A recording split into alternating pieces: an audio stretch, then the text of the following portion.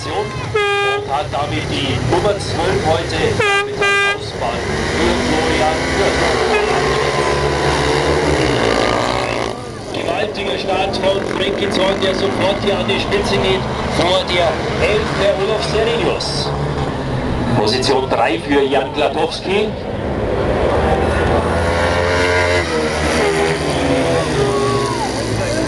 Und der Frankie, der setzt sich hier gleich ab von den Verfolgern.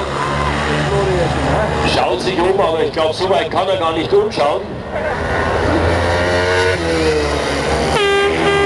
An der zweiten Stelle Jan Glatowski, dritter, Florian Fürst auf der 4.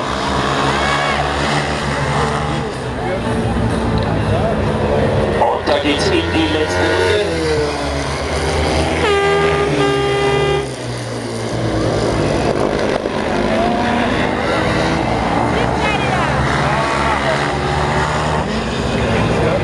Ja, und das hat ganz gut ausgesehen hier für die 9 für Frankie Zorn.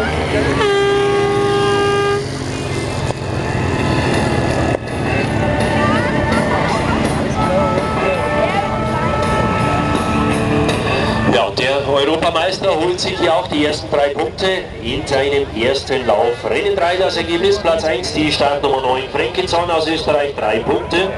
Platz 2 die Startnummer 11 der Olaf Serenius aus Schweden 2 Punkte.